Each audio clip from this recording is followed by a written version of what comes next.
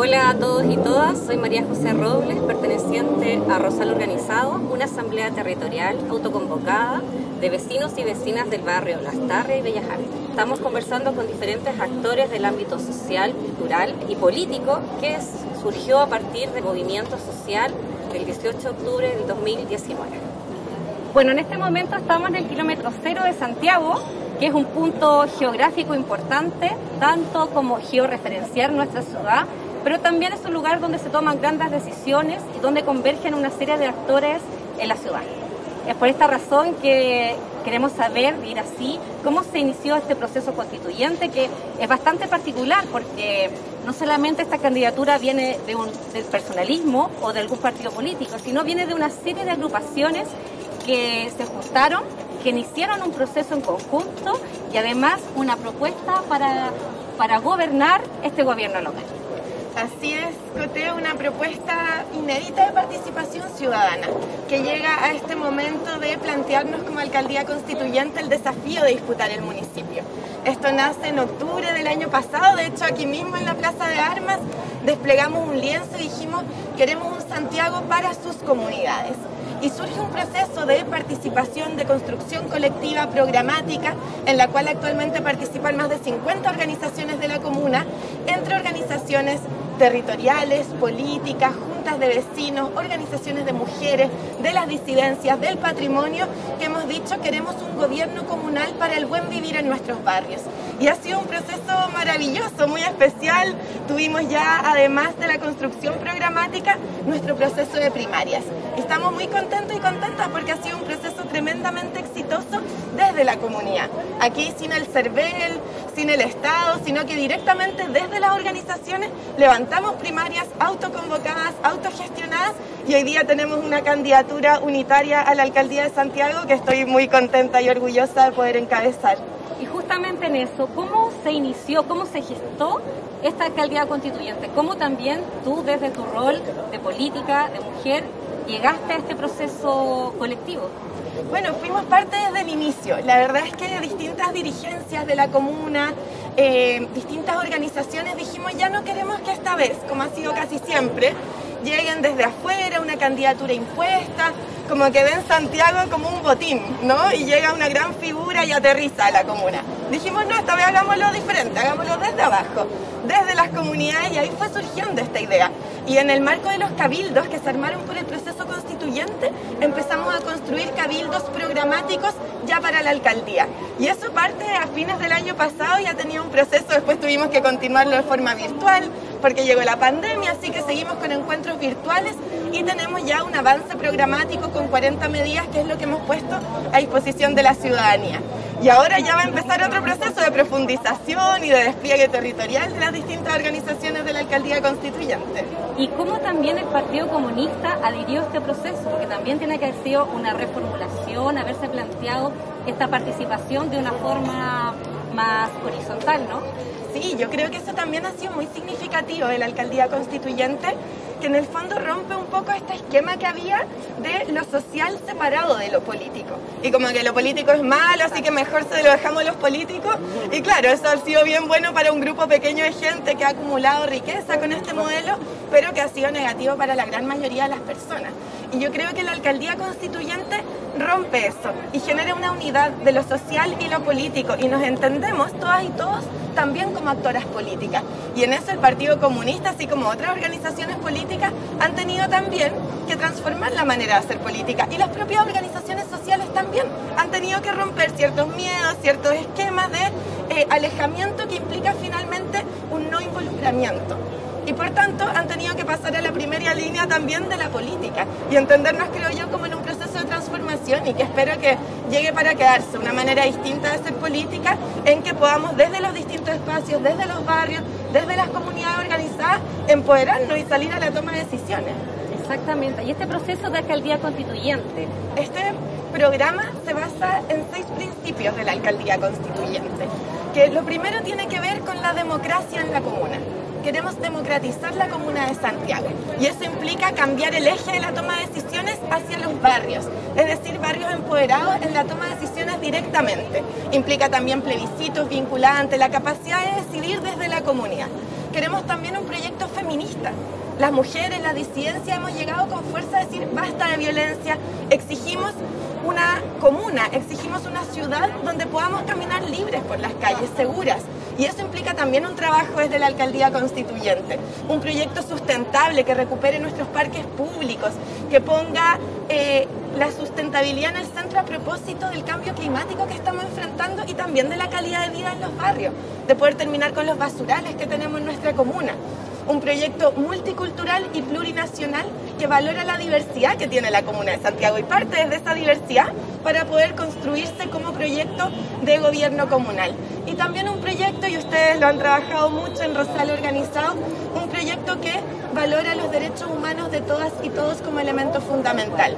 Y quizá en otro momento no habría que decirlo, pero hoy día es un elemento clave en nuestra comuna porque ha sido protagonista de violación de los derechos humanos que tenemos que terminar. Aquí más violencia solo ha traído más violencia, así que queremos un proyecto alternativo, democratizador, vivo de la Comuna de Santiago y que valore su diversidad.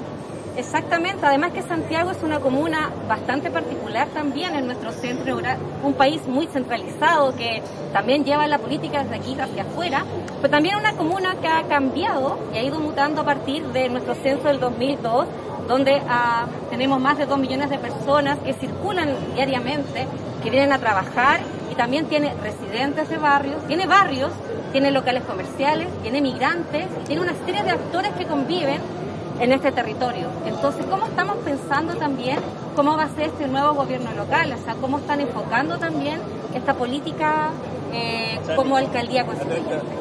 Sí, bueno, somos una comuna, como decías tú, Coté, muy diversa. Y yo creo que en esa diversidad está la riqueza que tiene la comuna. Pero también esa diversidad implica varios conflictos y problemas que tenemos que poder abordar. Abordarlo como hemos dicho, desde el diálogo, desde la democracia y desde esa valoración de las diferencias que tenemos. Y por tanto poner la convivencia como un elemento fundamental de ordenamiento de nuestra comuna. Entendernos también como una comuna residencial, pero que al mismo tiempo es una comuna comercial. Y eso implica poder regular y ordenar el uso del espacio público para la convivencia de vecinos, vecinas y también de trabajadores y trabajadoras. Y poder incorporar también la valoración, la importancia, el aporte que significan las comunidades migrantes en nuestra comuna y poder buscar con ellos y ellas mejores condiciones de vida para todos y todas. Aquí tenemos que hablar de derechos de ciudadanía y eso creo que está faltando en nuestra comuna y que tiene que ver con valorar la dignidad de cada una de las personas que habita la comuna de Santiago y también que visita nuestra comuna día a día. Exactamente, el derecho a la ciudad ha sido una de las grandes demandas también de este movimiento social, de sentirnos parte y apropiarnos justamente del lugar donde caminamos, donde habitamos, donde compartimos, donde queremos, pero también donde hemos luchado y hemos tenido este gran estallido social.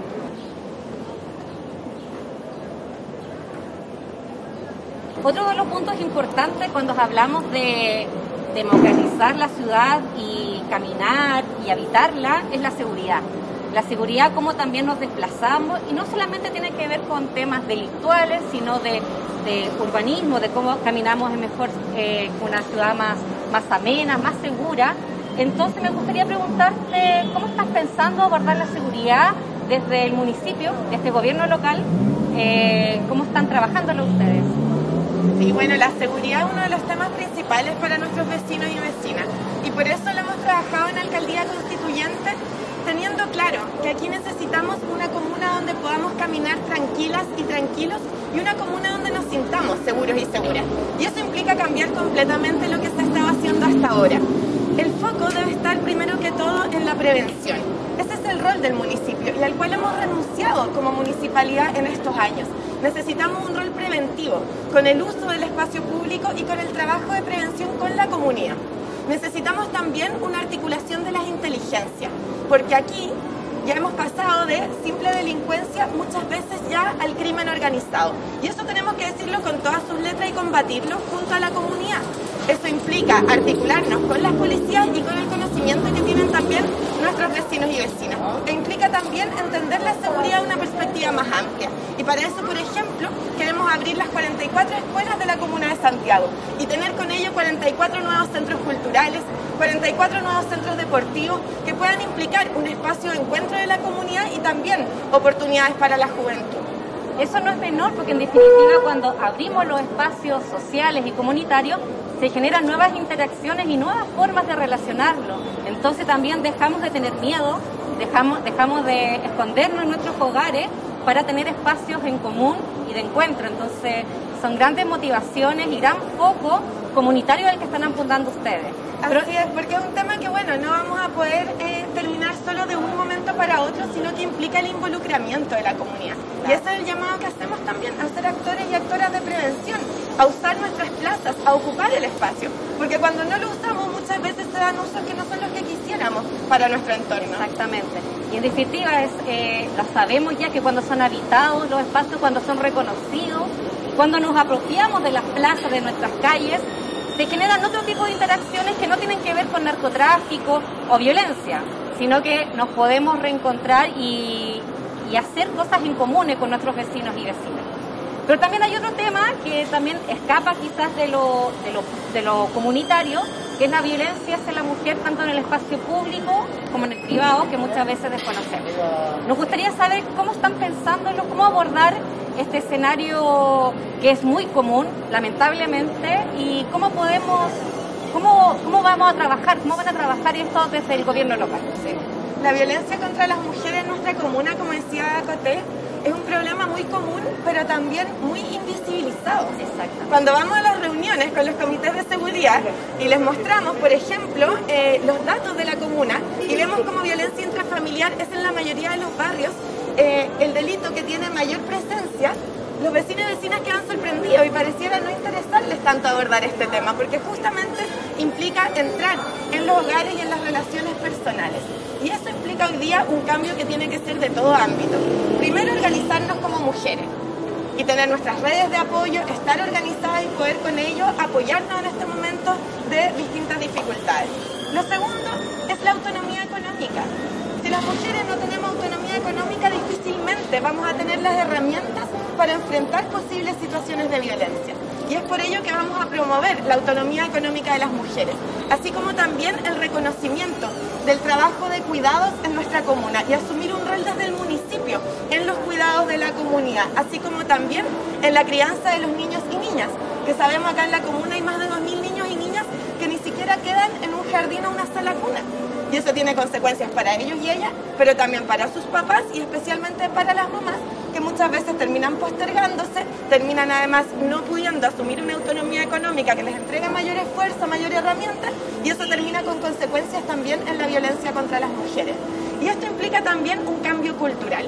Y a ese cambio cultural queremos llamar a toda la comuna de Santiago, a los funcionarios y funcionarias de la municipalidad, que también queremos que sean parte de capacitaciones y de reflexiones, y a la comunidad en su conjunto, teniendo como aliados y aliadas a las juntas de vecinos y a las organizaciones comunitarias. Aquí estamos en un momento de transformación de estas relaciones de dominación de género hacia relaciones de igualdad, y eso implica que todas las políticas públicas, todos los programas que tenga el municipio de Santiago van a tener que tener una perspectiva de género.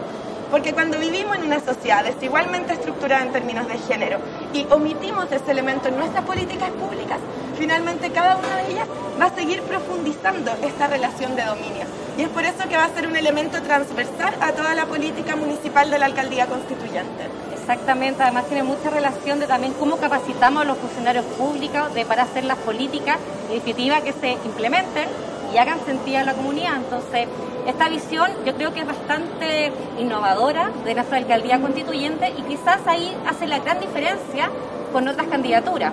Es por eso mismo que quisiéramos preguntarte también cuál es el gran plus, cómo también ustedes están focalizando este trabajo desde la Alcaldía Constituyente y también cuál es la diferencia con una candidatura normal o una candidatura que generalmente se genera a través de los partidos versus esta que se genera a partir de muchas organizaciones sociales.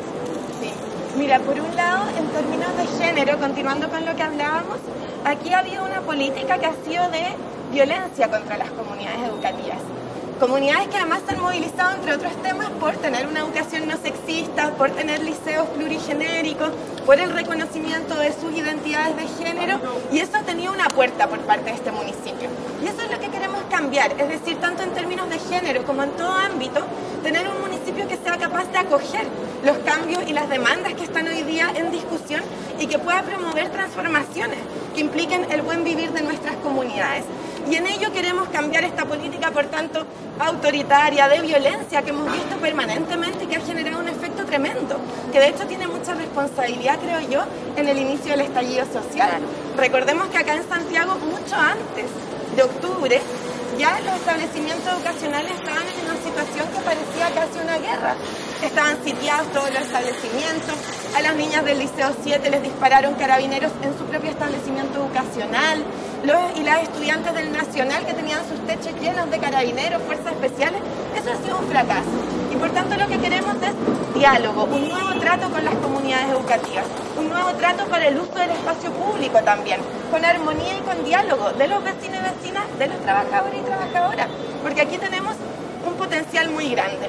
Pero si vamos a estar tratando de reducir, de hacer que esta comuna parezca como otras, yo a veces pienso que le gustaría más que Santiago fuera Vitacura, pero Santiago no es Vitacura, y esa es su gracia también. Por algo vivimos acá, estamos acá, porque nos gusta esta comuna y queremos vivirla mejor, porque sí estamos viviendo con situaciones de precariedad, de abandono, de inseguridad, muchas promesas incumplidas, mucho se había hablado de varios temas, pero que hoy día vemos que no están en ningún orden, en ninguna seguridad, sino que al contrario. Y es por eso que queremos respaldarnos en las comunidades educativas, en las comunidades de las juntas de vecinos, sociales, medioambientales, para poder cambiar la cara de nuestra comuna y transformarla a ese buen vivir que queremos impulsar. Y como tú preguntabas, Coté, también de esta manera distinta, no solo de los partidos, no solo de ciertas organizaciones, sino con los vecinos y vecinas como protagonistas y con la posibilidad de organizarnos, de poder jugar un rol clave para cambiar cómo vivimos en nuestro entorno, en nuestro barrio, en nuestra comuna. Creo que tenemos esa oportunidad porque ha habido mucha esperanza con este momento. Mucha esperanza, también mucho dolor, pero hay una esperanza que yo creo que tenemos que atesorarla para el proceso que se viene, que es esa esperanza de cambio y de vivir mejor.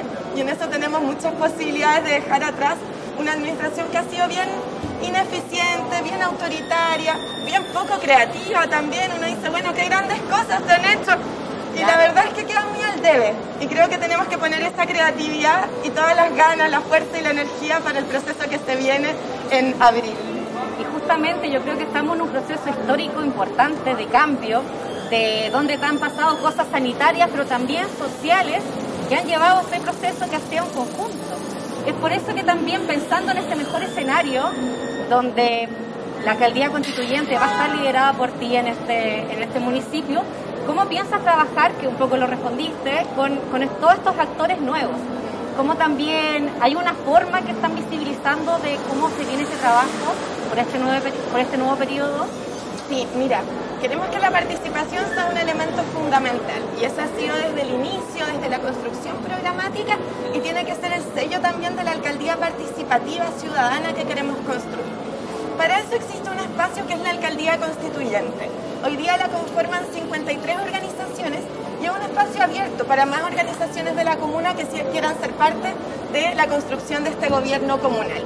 Y ese va a ser un primer espacio de trabajo, que es la asamblea de la alcaldía constituyente, que de hecho ya asumió la tarea, y lo firmamos en nuestro acuerdo de gobernabilidad, de hacer un seguimiento del cumplimiento del programa. Y ese es un rol principal que va a tener la asamblea de la alcaldía constituyente. Y asimismo queremos generar participación en los barrios, y por eso construir cogobiernos o gobiernos participativos a nivel de cada barrio, para poder ir tomando las decisiones de cómo se quieren invertir los recursos, pero también cómo se quiere vivir. Hay muchas cosas que no son de recurso económico, pero sí de ponerse de acuerdo, de tener voluntad política, y nuestra voluntad va a estar completamente en disposición de lo que la misma comunidad defina. Porque qué mejor que los vecinos y vecinas para saber si lo más relevante, más importante son las áreas verdes, o si necesitamos más iluminación, o si queremos, no sé, transformar nuestro espacio. Creo que si vamos a poner el énfasis en seguridad, y eso implica también una responsabilidad por parte de la comunidad. Yo creo que este proceso tiene también descansa un poco en la posibilidad que la gente tenga de empoderarse y de apropiarse de este proceso. Así que esperamos ahí que todos y todas puedan asumirlo y puedan ser actores y actoras protagónicas del proceso que viene, que vamos a jugar un rol sin duda desde la alcaldía, pero una alcaldesa sola no va a poder hacer todos los cambios, así que en eso vamos a confiar en la gente. Exactamente, porque tiene que ser esta participación deliberativa, tenemos que apropiarnos de nuestro espacio y querer ser parte de esta ciudad para transformarla, para co-crearla y que habitemos todo en conjunto de una mejor forma. Yo creo que esa ha sido también la gran motivación de toda esta asamblea, de todo el tipo de organización que se ha formado a partir del 18 de octubre y mucho antes, para co-crear en conjunto un buen vivir, ¿no? Una forma de entender la ciudad. Exactamente, bueno, eso queremos. Y un poco para cerrar y un poco para ir finalizando de nuestra gran entrevista, que te agradecemos de antes, que nos cuenten los hitos que nos quedan ahora, cómo vas a ir pasando estas barreras y cuáles son las fechas importantes. Ya, súper. Bueno, viene muy pronto, el 11 de enero ya es la inscripción de las candidaturas. Así que ahí espero que hagamos un hito, que estemos todas las organizaciones de Alcaldía Constituyente inscribiendo esta candidatura ciudadana que viene desde las primarias de la Alcaldía Constituyente. Después de eso ya el 8 de febrero parte la campaña propiamente tal, así que ahí ya desplegadas por todos lados, así que esas semanas vamos a estar organizándonos, convocando espacios abiertos también para que puedan sumarse a comunicaciones, al territorio, a distintos trabajos, que la profundización programática que vamos a hacer también, porque tenemos un programa, tenemos 40 medidas, pero creemos que es muy importante poder profundizar también en cada uno de los ejes, así que vamos a estar en ese proceso también en las semanas y meses que vienen. Y bueno, después ya va a venir la elección propiamente tal, que es el 11 de abril. Así que nos quedan algunos meses de arduo e intenso trabajo.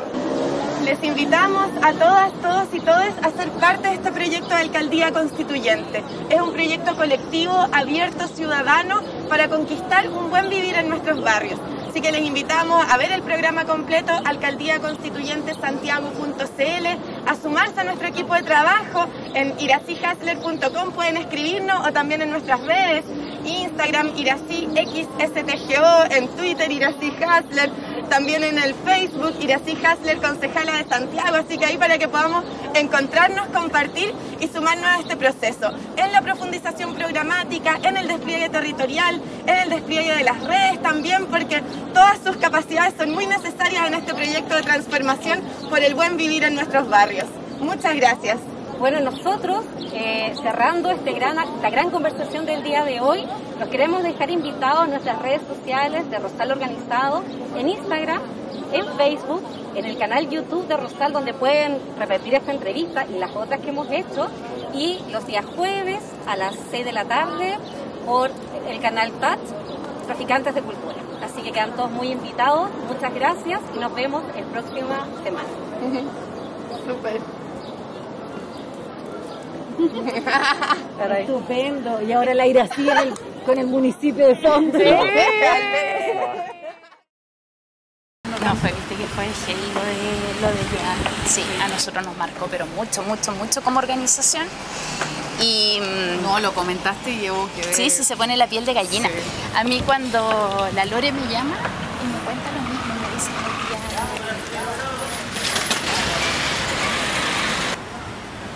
Hola, buenas tardes. Mi nombre es Lili Jiménez, soy parte de la Asamblea Territorial Autoconvocada Rosal Organizada del barrio Lastarria Bellas Artes, y estamos en una serie de conversatorios con personas que nos parecen de interés para abordar distintas temáticas sobre las transformaciones que estamos viviendo como sociedad, especialmente en el contexto de post-revuelta del 18 de octubre del 2019. Los invitamos a seguirnos en nuestras redes sociales a través de Facebook, Instagram y YouTube, donde podrán ver esta conversación y otras más que hemos realizado y podrán ver los ciclos completos. Hoy nos va a acompañar Virginia Palma Erpel, presidenta de la ONG Acción Mujer y Madre. Muchas gracias, Virginia, y bienvenida hoy día a esta conversación. Gracias. Bueno, Virginia, primero que todo queremos saber un poco cuál es tu diagnóstico frente a la violencia patriarcal y misógina que están viviendo las mujeres y las disidencias hoy en día, especialmente en este contexto de pandemia y pospandemia. Mira, ha sido, si bien en Chile ya hace tiempo que veníamos hablando y las organizaciones sociales intentando poner este tema sobre la mesa con el énfasis que carecía a diagnóstico nuestro, digamos, como organización, la pandemia y incluso yo podría hablar de la época del estallido social, develó una situación realmente preocupante, incluso más de lo que nosotros como organización nos imaginábamos. Comienza, por ejemplo, un tipo de violencia a develarse y a impactarnos a todos, a dolernos mucho, que es durante el estallido social la violencia policial, por ejemplo, y dirigida específicamente a las mujeres, que fue lo que a nosotros nos impactó bastante y que termina de, además, de revelarse cuando las tesis, por ejemplo, en una parte de su performance hacen esto de las sentadillas que hacían. Bueno, nosotras habíamos recibido muchas denuncias de mujeres a través de nuestras redes sociales, por interno, contándonos que una simple detención, quizás por no portar la cédula de identidad, había terminado con ellas en un calabozo, desnudándose y haciendo estas sentadillas. Empezamos a darnos cuenta que se estaba viviendo ese tipo de violencia o que teníamos que empezar a sumar ese tipo de violencia a la que ya conocíamos o la que era más característica, que era la violencia intrafamiliar, violencia económica, que era lo que más o menos nosotros llevábamos años ya trabajando. Cuando nos llega esto de la violencia policial dijimos, chuta, esto nos queda incluso grande. No pudimos con aquello, los relatos eran tremendos. Nosotros principalmente somos personas egresadas de Derecho, como es en mi caso, que soy habilitada, abogadas, pero no tenemos una contención psicológica, por ejemplo, que nos pudiera ayudar a poder enfrentar incluso el simple relato, leer los relatos, que eran muy dolorosos. Y fue así como nosotros tuvimos que hacer un trabajo conjunto con INDH y derivar estas denuncias que después a lo largo del estallido vimos que eran más que recurrentes contra mujeres específicamente y también las disidencias. Oye, qué impresionante, porque igual esta es una continuidad en las prácticas de represión político-sexual que ya habíamos visto en dictadura, ya tenemos casos como venta sexy, como formas de tortura claramente dirigidas a ciertas poblaciones. Exacto, eso es lo que nosotros pudimos, claro, nosotros somos todas de 35, 38, 40 años, las mayores, no nos había tocado vivirlo. Sí podíamos tener, tal como tú dices, antecedentes de hechos de este tipo en dictadura. Y claro, fue el impacto tremendo de ver que lo estábamos reviviendo, que el relato venía de niñas de 16 años, de mujeres de 30, 25. No había como algo que nosotros pudiéramos decir, bueno, al menos a las niñas, por ejemplo, no les ha pasado. Recibimos muchos relatos de niñas de 16, 17 años que eran las chicas estudiantes de la revuelta. Entonces, sí, es una realidad que hoy se vive, que la hemos denunciado. Hace unos días tuve la posibilidad de incluso interpelar a la ministra de la Mujer y decirle en su propio gabinete y a la cara que esta manifestación que está teniendo el movimiento feminista de incluso no querer hablar con ella no es un simple capricho nuestro, ni está respondiendo a una ideología política, como ella me dijo en algún momento. Claramente en ese instante nosotros le expresamos que este silencio de no querer conversar con ella y el que le hayamos puesto el no ministra no es casual ni es una mala onda, es porque efectivamente si una organización tan pequeña como la nuestra tiene estos antecedentes, de sobra podemos imaginar que también los tiene el ministerio, y ante eso ha guardado silencio.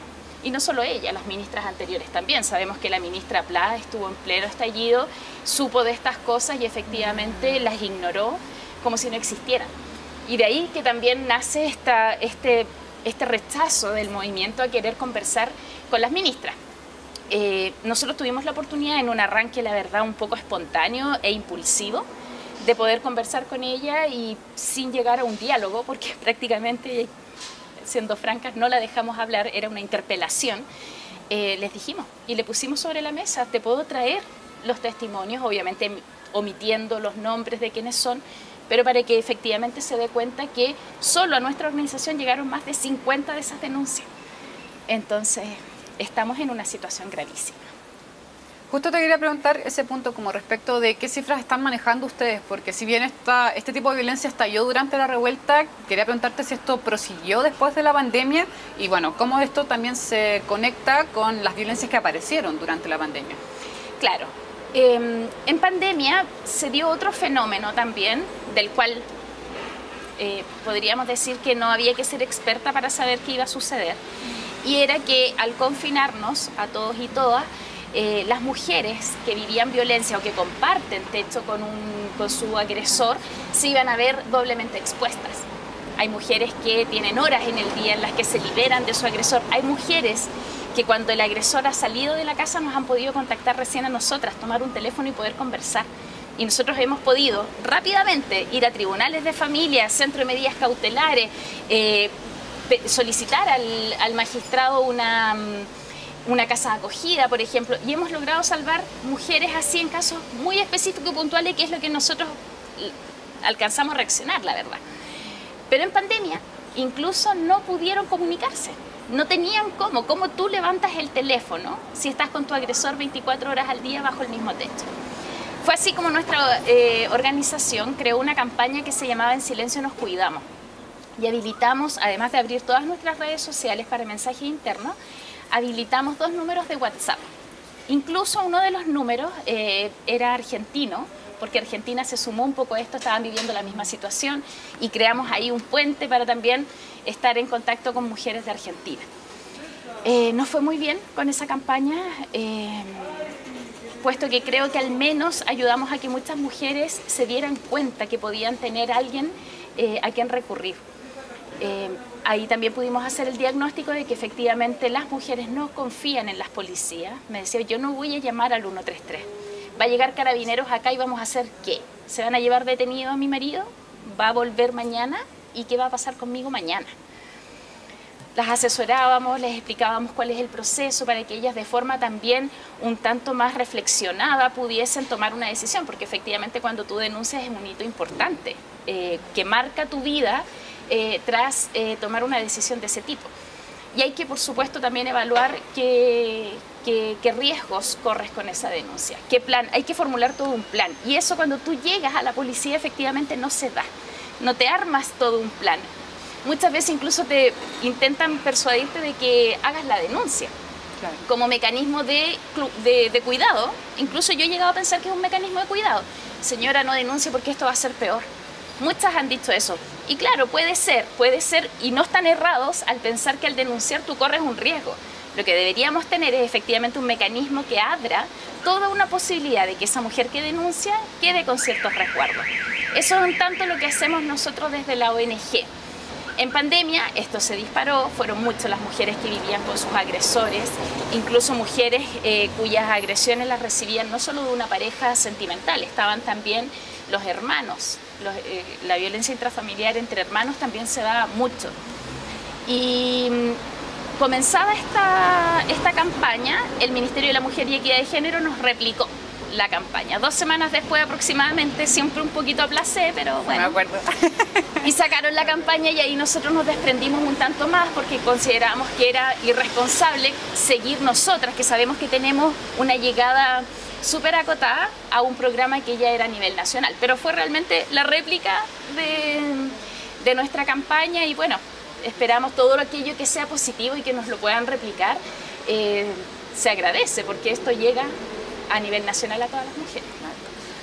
Justo ahí yo creo que hay un punto que tocaste que es clave, porque en realidad la desconfianza en las instituciones es algo que se viene viviendo hace bastante rato acá en Chile, no es solamente del 2019 en adelante que ya tenemos esta desconfianza. Yo creo que las policías siempre ha sido un tema muy difícil de gestionar, no solo porque no están capacitados en temas como de género o de violencia, violencia patriarcal, sino también por los tratos que se reciben. Muchas personas denuncian que al momento de llegar a dejar una denuncia, por ejemplo una constancia, son nuevamente victimizadas.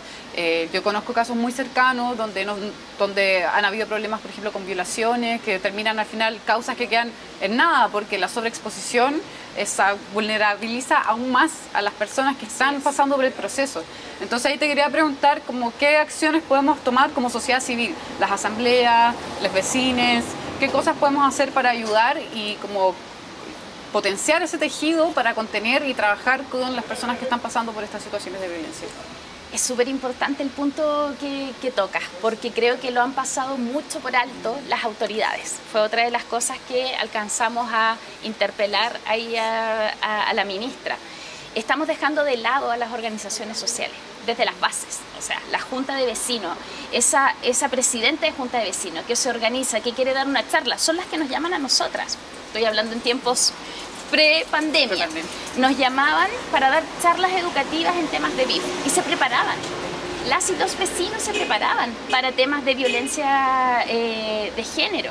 Era súper importante aquello, el tejido que se comenzaba a hacer, las redes, darse los teléfonos. Otra cosa, por ejemplo, que se hizo muy común, enviar las localizaciones cuando las chicas o mujeres más mayores iban a juntarse con alguna persona que quizás era primera vez que la iban a ver, etc.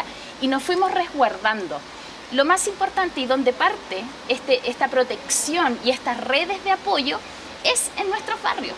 Es con el vecino o la vecina que puede escuchar algo y que debe saber que tiene el deber de inmiscuirse, de comprometerse en hacer esta denuncia. Y es muy difícil porque efectivamente las autoridades pareciera que no son enfáticos en recalcar que aquello es lo que se debe hacer.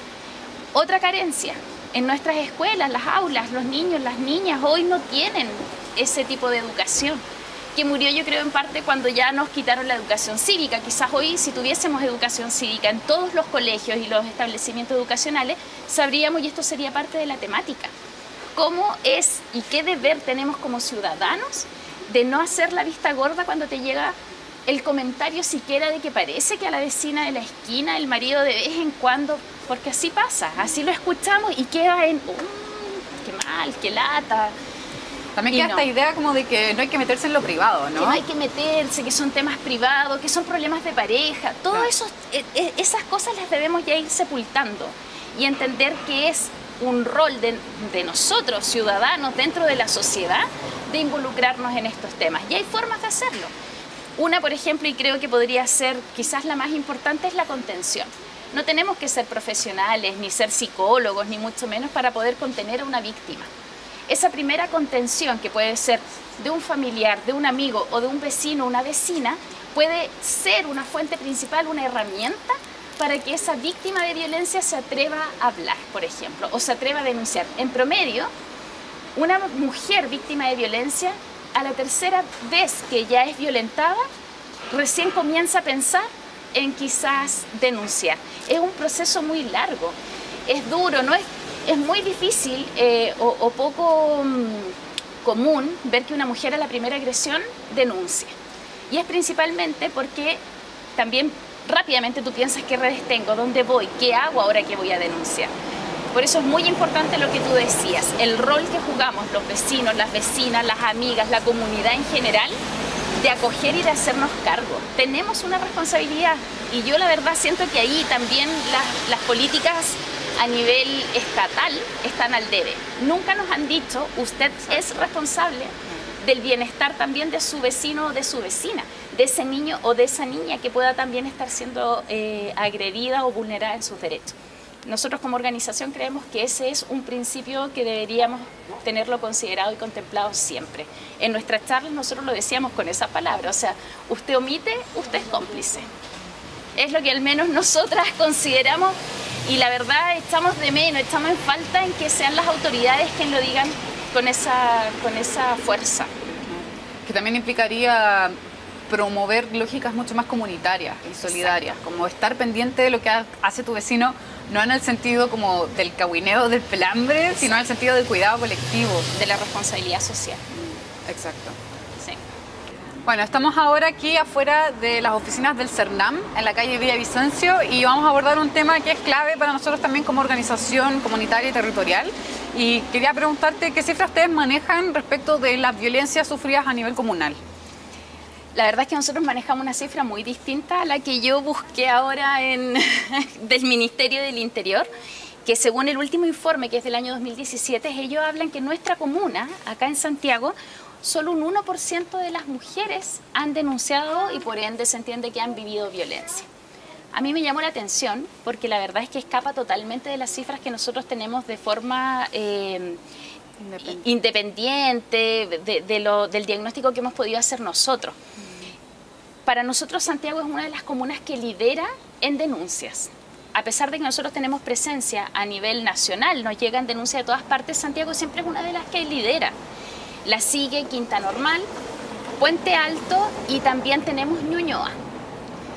A mí me llama la atención porque de las comunas que a nosotros, al menos las mujeres nos contactan, no son los mismos que nos informa este cuadro del Ministerio del Interior, que de hecho hoy revisándolo dije, esto me da quizás incluso para pedir quizás cruzar información, porque me llama la atención que en Santiago se hable de un 1%.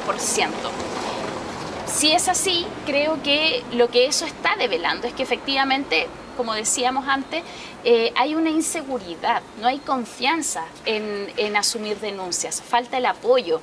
Santiago tiene la carencia también de tener programas específicos para la mujer y para la violencia intrafamiliar.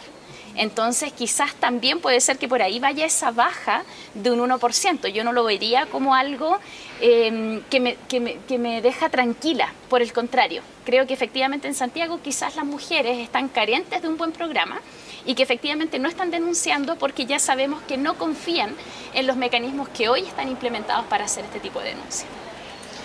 Es importante este punto porque hace un rato mencionabas que no todas las mujeres denuncian a la primera violencia en el fondo, entonces también la denuncia es un camino.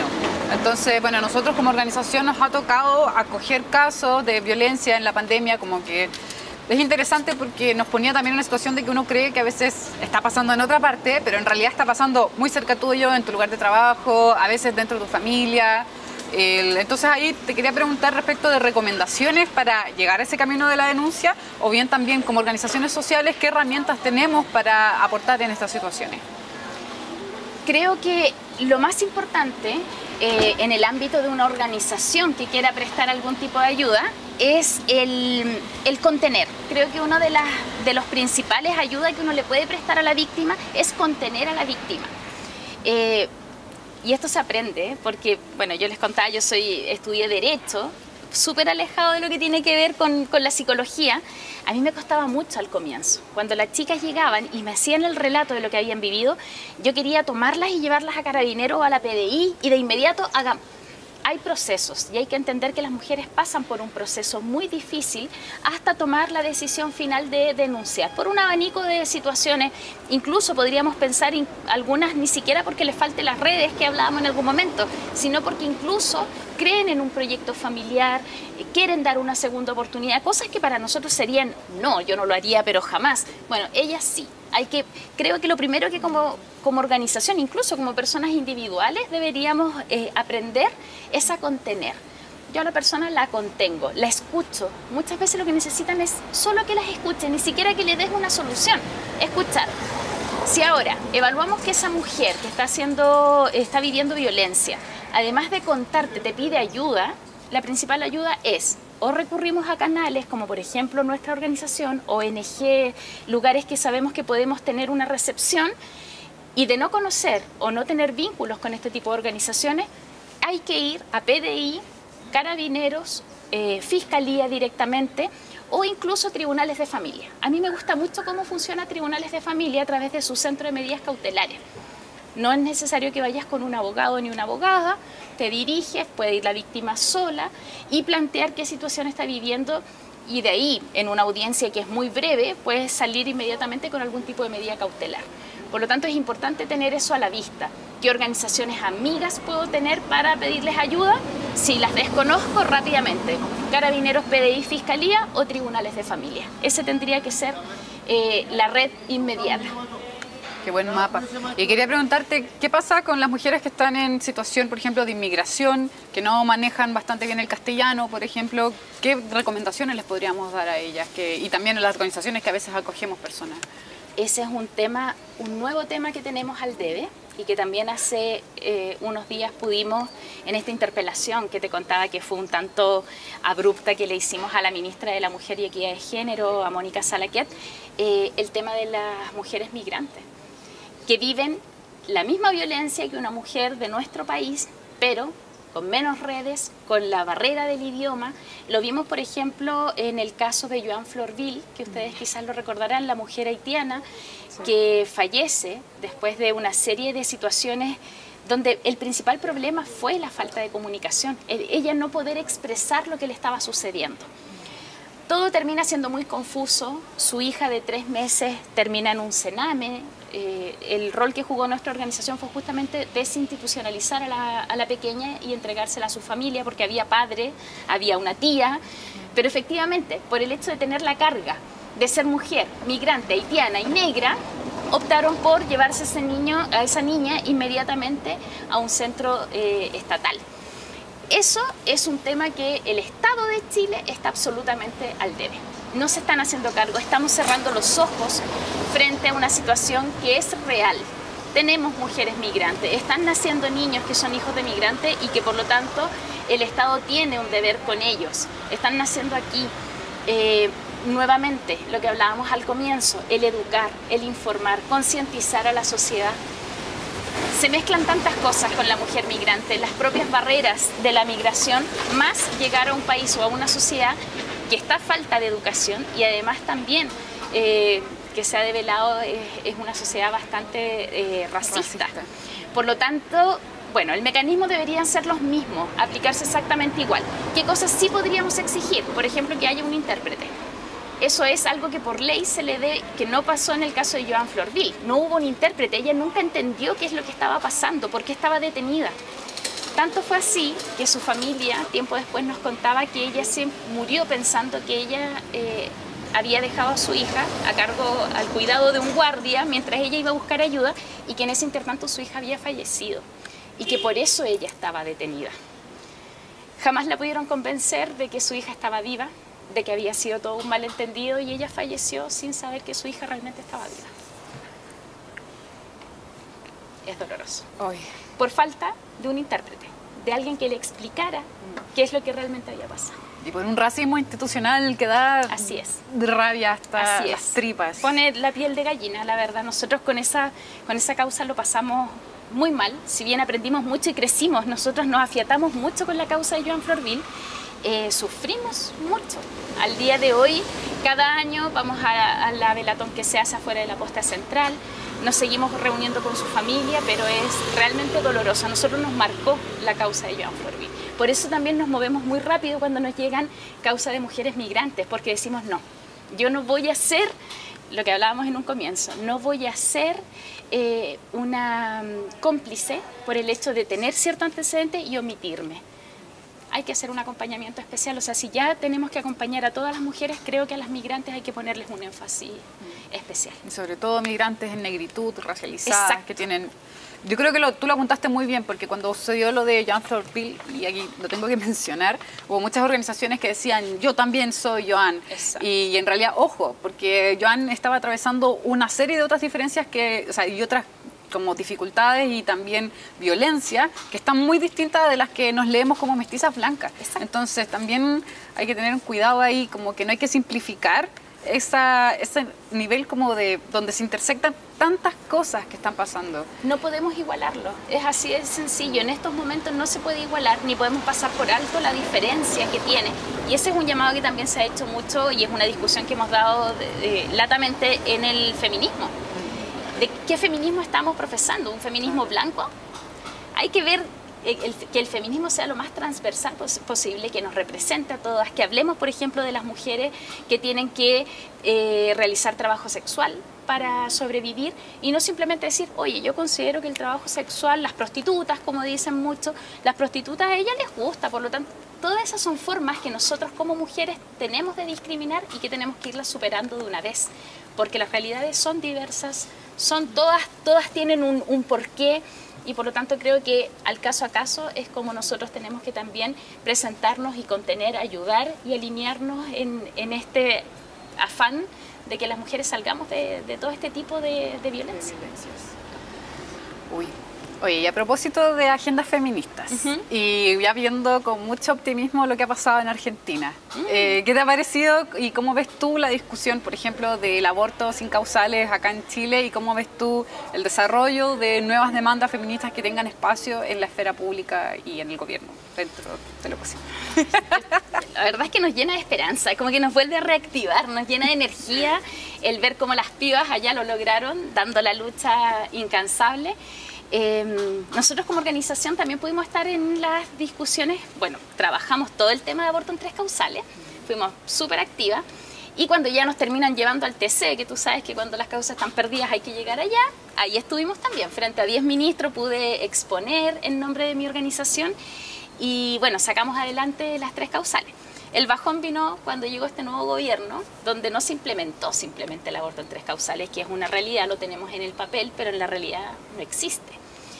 Y creo que, bueno, en buen momento pasa esto en Argentina, porque iniciando nosotros todo este proceso constituyente de una nueva constitución, excelente que este tema, la Comisión de Mujeres y de Género de la Cámara de Diputados y Diputadas lo ponga sobre la mesa, empecemos a discutirlo, al menos discutir la despenalización, que es lo que actualmente se está haciendo. Despenalicemos, que no haya mujeres que tengan que vivir un proceso judicial por el hecho de haber abortado. Y de ahí seguiremos caminando hasta tener, como las chiquillas, al otro lado de la cordillera, un aborto libre, seguro y gratuito. Legal. Exacto. Bueno, y a propósito de esto también, ¿cómo ves tú otras demandas? Por ejemplo, este mismo tema que estamos hablando sobre violencia hacia mujeres y disidencias, ¿cómo ves tú un desarrollo en el proceso constituyente y cómo lo proyectas hacia el futuro? Mira, el momento político es el preciso para que destrabemos estos temas. Creo que no va a haber otra instancia si no aprovechamos esta. Por eso también el llamado creo que es a poner mucho ojo por quiénes vamos a votar para que redacten nuestra nueva Constitución.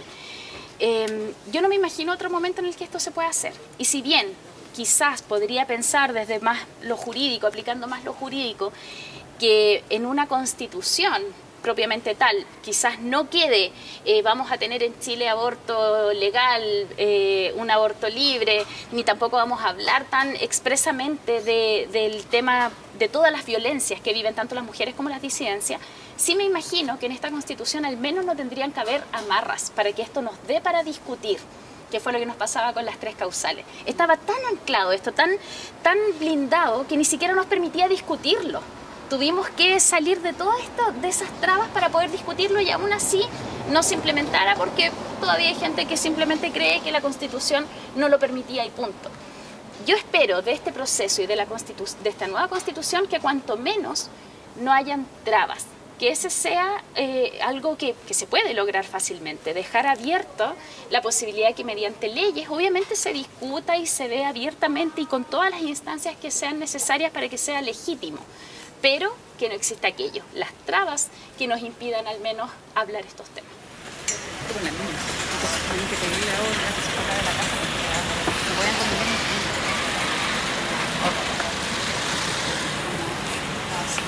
Porque no terminan de suceder cosas. Nada, todos los días, pero es todos los días. Bueno, muchas gracias Virginia por esta conversación que ha estado muy interesante, y bueno, quisiera preguntarte qué mensajes tienes para todas las personas que nos están viendo y para las organizaciones sociales que estamos trabajando en estos temas para evitar la violencia contra mujeres y disidencias.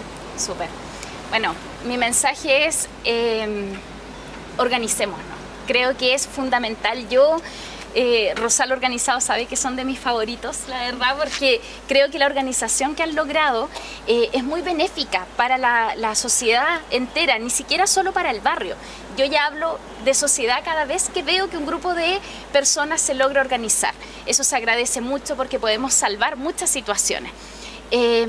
Las individualidades también pueden hacer bastante. Tenemos que informarnos, para eso hay muchas redes, hay muchas formas de saber cómo podemos actuar. Si no formamos parte de algún colectivo, una organización, una junta de vecinos, etcétera, como personas a título personal podemos hacer mucho. Yo los invito a que nos visiten en nuestras redes sociales, donde ahí van a poder encontrar conversaciones, tips, información, etcétera. Búsquennos por ONG Acción Mujer y Madre, estamos en Twitter, en Facebook e Instagram. Ahí podemos aportar también un granito de arena a aquello. Muchas gracias, Virginia, por tu tiempo. Y bueno, les recordamos a todos que pueden ver este capítulo en las redes sociales de Rosal Organizado, Facebook, YouTube e Instagram.